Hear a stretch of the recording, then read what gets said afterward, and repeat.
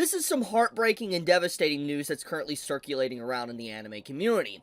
Hajime Isayama doesn't think he'll be able to create a project like Attack on Titan again. If I try to write anything, it ends up feeling like a rehash of an element I already used in Attack on Titan. It was like emptying out everything inside me until I was completely drained. And of course, there is an article on this, which I'm going to read in just a moment, but we do need to talk about just the overall impact that Attack on Titan had, and why Isayama, the author of Attack on Titan, would even say something like this. When you really put in perspective just the generational run that the anime series did, it speaks for itself why Isayama would feel that way. Which is sad, but it's the unfortunate reality of making such a strong hit for a series that honestly has affected anime and manga culture and light novel culture to an extreme degree. There is so many series that try to replicate the Attack on Titan formula that it's very obvious that it was popular and it has had an everlasting impact that we will see for generations to come.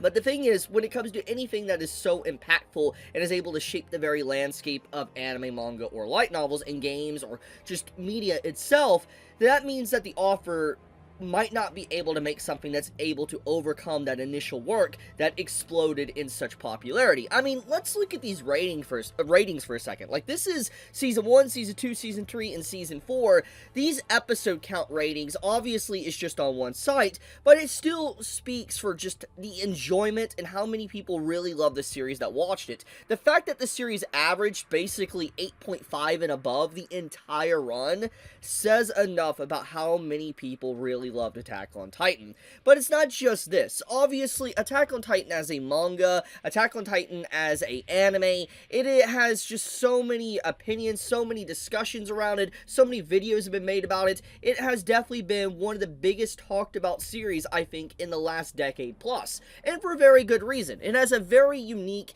take on storytelling, at least within anime and manga culture. It's completely different from everything else you would normally see.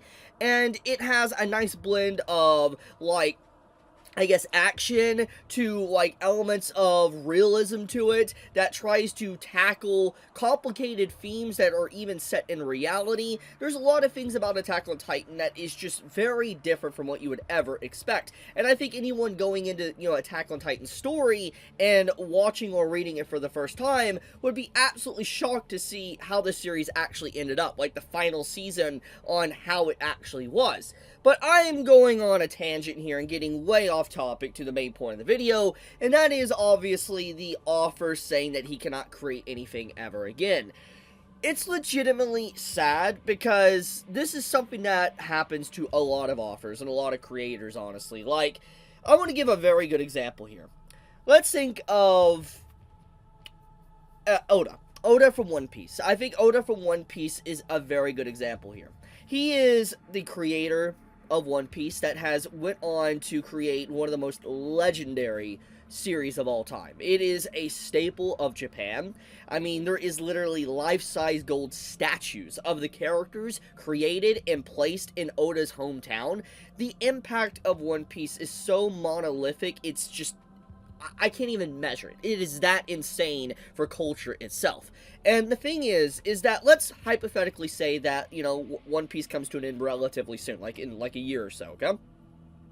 If Oda tried to write another work, it would be very difficult for him to potentially write anything else after One Piece, because One Piece is so massive, so gigantic, that anytime he was ever to set foot and to try to create a new world, it would be instantly compared with his work One Piece, and it just wouldn't probably be feasible to create something that is just that extraordinary. And a lot of times when it comes to creators writing stories and stuff like this that is very long running, it's hard to be able to write something else and not be, let's say, a one-hit wonder. And there's nothing wrong with being a one-hit wonder, because obviously if the series did so well, you're basically set for life, so you don't really have to worry about financial problems or anything like that. But the point is, it's sad that the author used everything they could, and there's not any stories that they really are left to tell, which is kind of sad in general. And I feel like this is not necessarily like an Isayama problem, this is a problem in general, I think, for just creators itself, especially if your work blows up to such an extreme,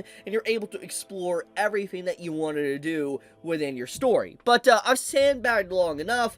Let's read this article. Following the massive success of Attack on Titan, fans are expecting great things from the manga author Hajime Isayama's next work. However, during a January 9th conference to celebrate the rescreening of Attack on Titan: The Last Attack, a complication film of the series' final episodes, Isayama revealed that apart from creating illustrations and signing autographs for fans, he hasn't been working on manga for some time. The source is from Oricon News, which is this site right here. Speaking to the conference panelist, Isayama revealed what he has been up to recently. It's been years since the manga serialization and anime broadcast of Attack on Titan ended, but I'm not working right now. Occasionally, I draw illustrations and sign autographs, and I've helped out with Yuki Kaiji's Soyogi project, but I no longer draw on a daily basis. The projects Isayama is referring to include illustrations for Soyogi Expo, a live event hosted as part of Eren Yeager's voice actor Yuki Kaiji's Soyogi Factual AI voice project, as well as the Fury of Ill-Natured Men and AI, a 2025 one-shot manga featuring a character created by Kaiji and art by Kai Noshigami. Since Noshigami provides the art for the manga, Isayama is free to focus on the narrative. Aside from the Fury of Ill-Natured Men and AI, Isayama's most recent works are Attack on Avengers, a 2014 crossover with Marvel featuring Earth's Mightiest Heroes, and The Killing Pawn, a 2021 one-shot manga with art by Roji Minagawa. Just because Isayama doesn't draw as much as anymore doesn't mean he isn't busy. No, in fact, he says that his daily life is far removed from the self-indulgent, neat lifestyle he wished he had back during Attack on Titan's manga serialization. Even if he wasn't busy, Isayama admits that he doesn't think he could make something of the same caliber anymore. If I try to write something, it would just feel like a cutout of something I already depicted in Attack on Titan. I think that first realization was one where I poured out all myself until I was completely drained. Upon hearing the manga artist's words, Yuki Kaiji chimed in, saying that he met Isayama privately last year and found him doing well. Kaiji expressed sympathy for the pressure Isayama must be feeling following the end of Attack on Titan and wished him well in his future endeavors. So there is a lot going on here with this statement. First off, we could see that yes, he has definitely slowed down considerably on creating anything since Attack on Titan. He even just outright admits that he doesn't draw daily anymore. He doesn't draw or do illustrations at all anymore in terms of daily content like he used to, which is a pretty big deal, because obviously his very craft, what he has been doing for over a decade, is draw and write Attack on Titan. And the fact that he went from writing and drawing daily to basically kind of having probably large gaps in between that is probably kind of a huge, like, mixed feelings that he probably has. Like, it's all over. It's actually behind him. And it's been a few years now, and he's probably had a lot of time to really think about everything and think about what he wants to do next. And you can see that these feelings are really trying to bubble to the surface right now. I mean, the fact that he even mentioned that he poured his heart and soul out into it and that he's completely drained emphasizes a lot with how he felt with Attack on Titan. For one, Attack on Titan's ending is pretty controversial. Obviously, when you look at the ratings of the episodes, it has very high ratings, and I think that's in part due to just how beautiful the anime adaptation is. The anime adaptation, I'm just going to be blunt, is the best way to indulge in Attack on Titan. I feel like if you're going to get into the series, just watch Attack on Titan instead of reading it. The manga is good to an extent, not going to lie, but the anime is just really, when it goes hard, it goes hard. It is one of those series that really benefits from an anime adaptation, and from start to finish, it did a fantastic job to the very end, and I think it elevated a lot of the content, and some of the bad moments at the end was made a little bit better or acceptable thanks to just how the anime adaptation depicted it and handled it.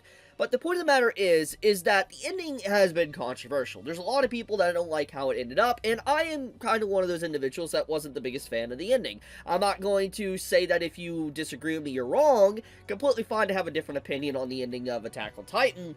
But what I will say, however, is that you can definitely see that the final stretches of Attack on Titan, I feel like Isayama was being wore thin. Like, he was being stretched out too hard, and he didn't really know what he could do next for his work. And I think that it really, you could see that, especially when he says he was feeling completely drained here. Like, he literally mentions this himself, that he was starting to feel completely drained. And I think anyone can actually feel those emotions pouring through the pages, especially if you were reading Attack on Titan at that time. But I think, though, in general, what he talks about when he poured out everything of himself into his work, I think that more or less, he got to explore a lot of different options within Attack on Titan, and he was gifted a lot of time that not many creators are able to have. Like, when you think of manga, it's a cutthroat industry. It is an industry that is willing to chew you up and spit you back out like nothing if you don't perform well or don't have a good amount of, like, work to show for yourself. And Attack on Titan was a very rare series that exploded, and it continued to remain consistent to the very end, and allowed Isayama as much time as he really wanted, probably, to do whatever he wanted with his manga, and he got to really dive into the world building of his story and make something, like I said, will stand the test of time going forward for many, many decades to come. I mean, that ending conclusion of Attack on Titan, regardless of how controversial it is, if you like it or dislike it, it is going to be analyzed, and there's going to be a lot of retrospective and discussions just on the conclusion for decades. There's going to be a lot of people that are going to make, like, hour-long essays really discussing that final stretch, not including the other content within the story that Isayama was trying to tell everyone when they read his story. It's a very thought-provoking narrative, and I think that you can definitely see that he tried his absolute hardest as an author, and I could see why he would struggle to try to create anything after this, because it's like, what really could he tell that he already hasn't done? Like, he told the story of how dark humans could be. He talked about, like, fantasy elements and Norse myth and stuff like that. I mean, he's done a lot of different things with his work. He has explored a lot of different avenues, different themes, fantasies, and stuff like that. The only thing I really think he could go from here, truthfully, is just strictly making a generic, stereotypical romance slice of life, which is a crazy step down, honestly, from something like Attack on Titan. I'm not saying that, like, slice of life romances are bad. It's, like, one of my favorite genres. But what I'm saying is when you look at his work, Attack on Titan, and just what it is, what it told from start to finish, creating something like a slice of life series is just like, really? Out of everything you made? So, I feel like, in general, yeah, he has a really hard, an uphill battle, honestly, to figure out what he wants to do next. And will he ever be able to? That is, honestly, the question we will probably never get to see answered. I could be wrong there, but I do think that he might have something left in the tank. But at this time, it's clear that he's fought hard about it, and he don't think he could ever write probably again. It's kind of sad. That's actually heartbreaking, because I was curious to see what he would come up with next. I mean, obviously, there's always the low-hanging fruit here that he could write the sequel to Attack on Titan, because there is, like, some bait at the end of the series that implies there could be a sequel. But I think that, in general, what more or less the ending is if you wanted to dive into it, is just repeating cycles. That's really what it could kind of come into, which is already kind of a theme he explored within the narrative of Attack on Titan. So him doing that would just be treading old ground again. So I could see why he'd be more or less apprehensive from wanting to dive into a potential sequel of Attack on Titan. I could see him giving it off to someone else that wants to do it, but him writing it, probably, I don't think he would want to do that. I could be wrong, though. But, with that being said, I will leave this video at that. If you enjoy my content, please subscribe. Leave a like on the video. Helps out the video. Helps with the algorithm for more people to notice it. Please share the video as well. Would greatly appreciate that. But, Chibi out.